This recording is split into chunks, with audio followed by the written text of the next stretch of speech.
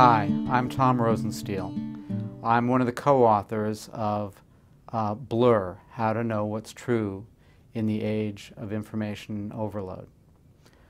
Bill Kovach and I gave the book this title and talked about overload because in the age in which information is more plentiful, there is a paradox. When information is in greater supply, knowledge is actually harder for people to create. This is true because people have to sift through more things, through more information to make sense of it. When you have more information, there's more conflicting evidence about things, more dissonance, and certainty is harder to come by. The other challenge of this modern age is that citizens are more on their own. They are not relying on intermediaries, on gatekeepers, to be a kind of singular source. The metaphor of the gatekeeper that dominated our understanding of journalism in the 20th century was predicated on the idea that people had a primary source of information, and these gatekeepers told them the truth about things.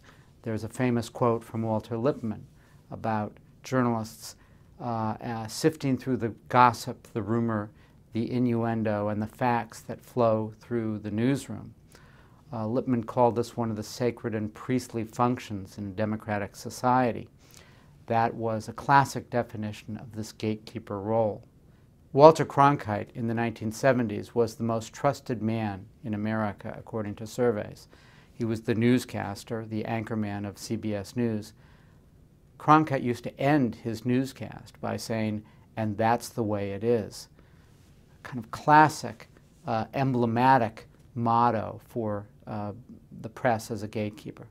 That function has broken down now as we get information from multiple sources, which makes this knowledge creation even more challenging. The other factor that adds to this sense of being overwhelmed by information is that the people who want to deliver messages to us, whether they're political actors or people who want to sell us goods and services, have much more direct access to everyone, to their target audiences than they once did.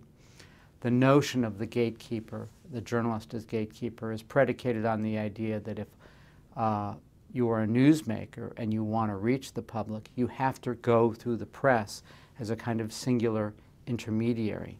Today, those who want to deliver messages can do so directly and through many other intermediaries, which makes the sifting and the synthesizing that not only citizens have to do, but that journalists have to do much more difficult. As a journalist, you could simply sit in your office at your computer and have the talking points and the messages and the press releases and the rhetoric and the propaganda from almost all the news sources that we would once have to phone and reach out to come to us automatically. So a larger proportion of the act of being a journalist is passive, is simply trying to synthesize and wend your way through these messages that are coming at you.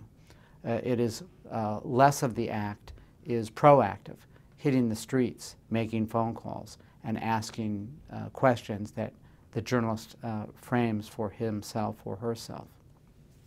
I think the act that citizens now need to perform as their own editors and as synthesizers of knowledge on their own behalf, and the act that journalists need to perform when they are a part of this process rather than the singular intermediary, involves what I call the discipline of skepticism, or the skeptical way of knowing.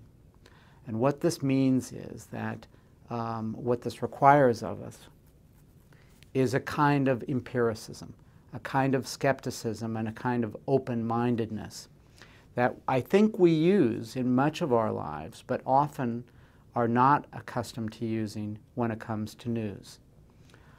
Consider that when you go to the doctor and you have symptoms and you're trying to figure out what's wrong with you, You might jump to the conclusion that if your shoulder hurts, that the problem is in your arm, and not realize that it's actually in some other part of your body. But when the doctor says, well, let's try this, and if it doesn't work, we're willing to accept that the solution is more complicated than our first assumption. Or think of when you have a leak in your house. If the water is dripping from into the kitchen and there's a bathroom directly above the kitchen, your first thought might be, well, that's where the leak is. But if you turn off the water from that bathroom and the leak continues, you know that first hypothesis is wrong and that the problem must lie elsewhere. So we're capable of this kind of empirical and skeptical, open-minded way of thinking in many parts of our lives when it comes to medicine, when it comes to things that are generally less political in nature.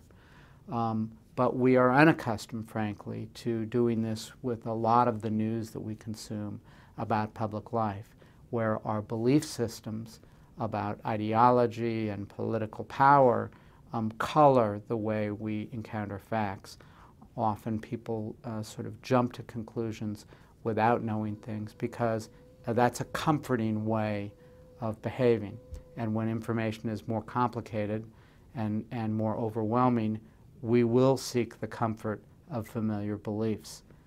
We will seek the comfort of our presumptions. This also means that what we need from journalists more and more is that they get the facts right. When citizens are bombarded with more information, more of that information is also going to be wrong. And an increasingly important part of what we will need from journalists is the role of authenticator. What of the many things that I have heard can I believe? What actually happened? Since I'm not getting one account from a journalist, what I need the journalist to do is tell me which accounts I've heard I can believe and how to assemble for myself from dissonant information an understanding of facts that is reliable and what the meaning of those facts are that is reliable as well. What is known, and increasingly important, what is unknown. What questions cannot yet be answered because those facts are not yet in evidence. This is more challenging. Journalists in the 20th century could simply learn what they could learn and present them to the audience. The idea that they might have to account for things that were unknown was really not part of the profession, not part of the function that people required from the press. Today, I look to the press to tell me what things I've heard that are unreliable, not to simply give me one account, a kind of airtight version. Journalism, in that sense, is no longer a product, a story for me to read as a passive audience. Journalism is becoming a service. Answer my questions. Help me understand from things I've learned elsewhere what's reliable. Help me sort this out for myself.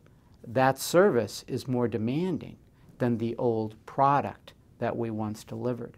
And it requires skills from journalists. Verification skills, skills of skepticism, and a level of professional discipline that is higher than the one that journalists performed when they were a singular source for the public. This new journalism for the 21st century, thus, has much to learn from other professions, from police, from medicine, from social science, from statistics, and from other professions that are engaged in verification, disciplines of verification. In a sense, the core of the next journalism, the journalism of our new century, is grounded in disciplines of skepticism, disciplines of verification. In a sense, the journalism of this new century the next journalism is a journalism that is based on trying to understand evidence, trying to understand a deeper sense of what sources are reliable, what sources are not, why are certain sources reliable, the etymology of information. It's a higher order of thinking about evidence, and it also involves understanding the difference between inference, a guess, and evidence, which is proof. It's a challenging age. It's also an exciting age. We have many more tools to find things out, many more tools to present the information, many more ways to aid our public, many more ways to perform the essential function that journalism was invented to perform, which is to make accurate information more available, to make civil society more transparent and more understandable. That's how life becomes more democratic. It's how government performs better on behalf of the public. And at a time when the economics of journalism are becoming more difficult, are changing, and a new economic model needs to be found for the internet, the task of journalism at the same time needs to be reinvented to meet the demands of this new, more proactive public. Thank you.